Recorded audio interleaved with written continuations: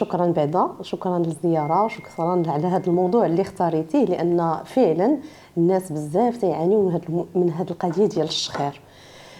فاش الا هضرنا على الشخير هو عنده بزاف ديال الاسباب، ولكن اللي خصنا نعرفه هو ان الشخير بحد ذاته، يعني غير لو فيت ان الانسان كيشخر راه ماشي هو المشكل. المشكل كيكون ملي كيكون هذا الشخير معاه اعراض وحدين اخرين اللي كيكونوا عندهم علاقه بالاختناق ولا الاحتباس ديال التنفس اثناء النوم. هذا هو المشكل الحقيقي اللي كيخصنا نقلبوا عليه عند الناس اللي تيكونوا يشخروا. الشخير عنده علاقه بالغلط، يعني بالوبيزيتي، عنده علاقه بالستريس، بلو مود دو في اللي حنا تنعيشوا. بنادم 12 ساعه هو تيجري اون فوا تيحط راسو على المخده صافي تيكون البطاريه خوات ايبويزي، كيف كيبدا هذا المشكل ديال الشخير. ولكن كيف قلت هو الشخير بحد ذاته ماشي هو المشكل. يعني الناس اللي تيكونوا يشخروا كاينين واحد الاعراض كنقلبوا عليهم.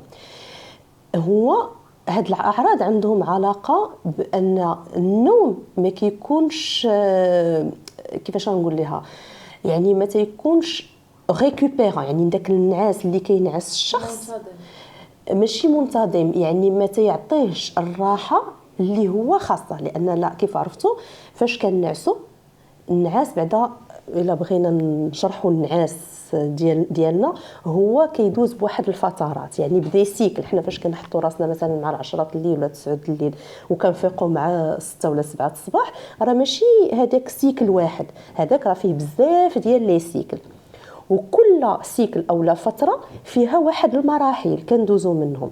يعني كنبداو من هذاك لوندورميسمون، يلاه كنحط راسي كنوجد راسي النعاس، كنترخى هذا، كندوز بواحد المراحل باش كنوصل في الاخر لواحد النعاس اللي هو ريكوبيرون، اللي فيه الذات ديالي وصحتي كترتاح. الدماغ كيعاود كيدير لا ميزاجور ديالو، لان الدماغ ما تينعش. الدماغ في هذيك الفتره الاخرى هي فين كيحق صح اي حاجه عندها علاقه بالذات، كيدير كيف كنقولوا حنا لي ميزاجور. ومن بعد كل فتره كتكون واحد يا اما تنتقلب يا اما هذا بلا ما تنحس، يعني كيكون واحد لو ريفي انا ما تنحسش به، باش كندوز عاوتاني الفتره الثانيه كنبداها عاوتاني بالمراحل ديالها. دونك هو الشخير اشنو كيوقع الا حاولنا مثلا نشوفوا اشنو اللي كيوقع لينا في الحلق ديالنا. عندنا واحد لابارتي هنايا في الحلق اللي كتسمى بالفرنسيه لو فارنكس، اللي هي غير عباره عن واحد العضلات. هذوك العضلات بحال اي عضله في الجسم فاش كنعسو تيترخاو، يعني فاش كنكون كيترخى داك العصب وكيبدا يدوز الهواء تيدير واحد الصوت اللي هو الشخير، هو اللي تنسميوه الشخير. امتى تيكون المشكل؟ هي فاش هذوك العضلات داك الجدار اللي هو غير عضله وكيترخى تيلصق على بعضياته. دوك تما فاش كيكون مشكل ديال الانحباس ديال التنفس في الليل، والاعراض ديالو يقدر ما يحش بها الشخص، لان اون فوا كيكون كيشخر وكتحبس هذيك كتسد داك العضله كيقدر الدماغ ديالو يفيقوا بلا ما يحس. دوك فاش كنكونوا غادين في المرحله الاولى والثانيه والثالثه والرابعه، كاين بعض الاشخاص اللي تيشخروا في المرحله الثالثه ولا الثانيه تيتسد الجدار الدماغ كيفيقهم. يعني شنو تيوقع لهم؟ ما توصلوش للمرحله الرابعه اللي فيها الدماغ غيدير الميزاجور، وهذه هي اللي كنخافوا منها. هو هذا الاحتباس هو راه شائع عند الناس، يعني كاين عند الناس، كاين عند الصغار كاين عند الكبار، ولكن ما معروفش بزاف. كيتسبب في ارتفاع الضغط الدموي، لان كيأثر على القلب. علاش؟ لان الاكسجين تينقص في هذيك اللحظه فاش كيتسد الجدار. الاضرار ديالو على حساب شحال من مره داك الجدار كيتسد وشحال الوقت كيبقى مسدود، لان شحال ما طال هذاك الانسداد الاكسجين ما كيبقاش كيدوز. دونك الدماغ هو اول واحد كيتاثر، و القلب يعني كيكون مشاكل في القلب، ارتفاع الضغط الدموي اللي بعض المرات الشخص كياخذ دواء واحد وجوج دوايات وثلاثه وما تيبغاش يتقاد ليه هذا الضغط. هذه واحد الانذار بان يقدر يكون هذا المشكل ديال الانحباس. كيكونوا مشاكل ديال نقص الاكسجين في على الدماغ، اللي المضاعفات ديالهم تقدر تكون على الون تيرم، يعني من بعد الله يحفظ تيكونوا لي ديمونس، كيبداو النسيان، كيبداو الله يحفظ الجلطات، كيبداو المشاكل. دوك اللي خاصنا نردوا ليه البال هو فاش الشخص اللي كيكون كيشخر كيفيق في الصباح وكيحس براسو ما شبعانش نعاس، يعني عنده واحد لو سومي ماشي ريباراتور، ما استفدش من النعاس ديالو، تما فين كنقوا جرس ناقص الخطر كيف تنقولوا. يعني كيكون مثلا كيفيق الصباح بلا ميغرين، بالحرق في الراس، ما شبعانش نعاس، في النهار كيولي باغي غير ينعس، يعني فين ما لقى يحط راسو غادي ينعس. كاين اللي كيكون مثلا صايق الا وقف غير في لومبوتياج غادي تديه ديك الغفوه، وهذا من اسباب ديال حوادث السير بزاف، خصوصا بالنسبه للناس اللي كيكونوا كيشدوا مثلا الطريق. يعني مشكل ديال قله النعاس، يعني اولا هذا كنقولوا الشخص راه نعس 6 سوايع ولكن راه ما شبعانش النعاس.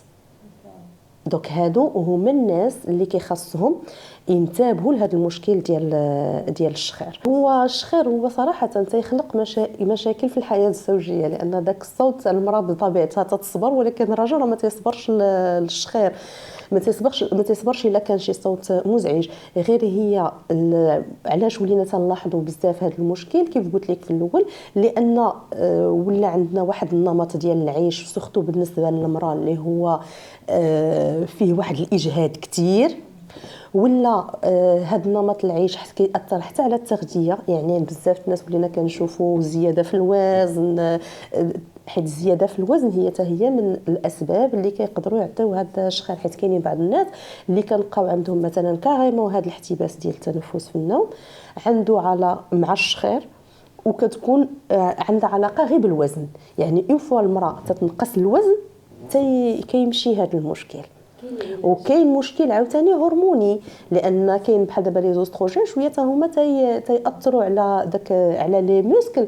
يعني كتكون داك كيف قلنا داك الجدار اللي هو غير متكون غير من عضله بحال تتكون مرخيه واحد شويه. بعض المرات كاينين علاجات ديال الشخير، هما ماشي علاجات بالادويه، هما علاجات بحال قلنا دي انسترومون، يعني انسترومونتال، ولكن خاص بعدا يتشخص السبب ديال الشخير شنو هو. كيف قلنا الا كان مثلا الشخير عنده علاقه بالوزن كيخص نقص الوزن، الا كان عنده علاقه بشي انتفاخ مثلا كيكون خاص تحاليل، لان كاين النساء بزاف تيتصابوا بامراض ديال الغده الدرقيه، وهذه الغده الدرقيه كدير الانتفاخ، والانتفاخ كيسبب هذاك الانسداد ديال داك الجدار.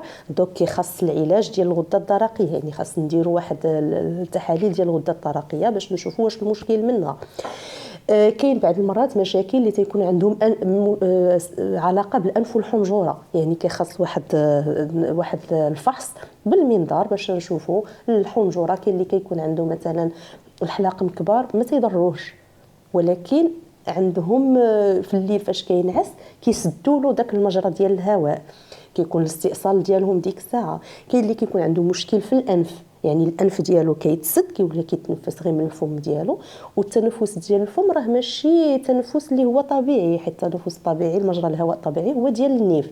يعني فاش كيكون التنفس غير من الفم والانف مسدود كيكون علاج موضعي ديال الانف، يا اما الا كان مشكل حساسيه كيكونوا ادويه، الا مشكل ديال واحد العويجاج يا اما كنصلحوه بجراحه، يا اما كاينين واحد العلاجات كيف قلنا هما موضعيه، يعني بحال واحد جليدات كيداروا، ولكن هادو من بعد التشخيص ديال الطبيب. يعني هما ما كنعطيوهمش عند جميع المرضى. بحال مثلا هاد لي انسترومون كيقدر الشخص اللي ما عندوش سبب اللي في الحلق او الداخل، ما عنده حتى مشكل، كيكون مثلا غير الجيوب الانفيه صغار وكيبداو تيتسدوا في الليل اولا هذا، يعني كيقدروا يديروا واحد بحال الجليدات يديروهم في النيف ديالهم، عرفتوا شي يبانوا هنايا ولا لا، باش كيوحلوا كيخليو الانف محلول في النعاس. كاين عاوتاني واحد لي انسترومون اللي كنقدروا، يعني هاد الجليدات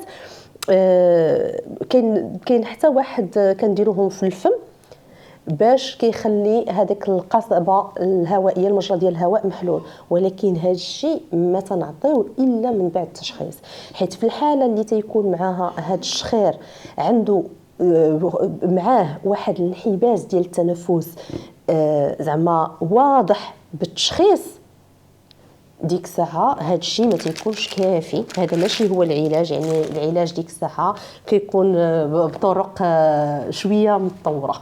كاين بعض الناس اللي تيكون عندهم مشكل ديال الشخير ينعسوا غير على ظهرهم.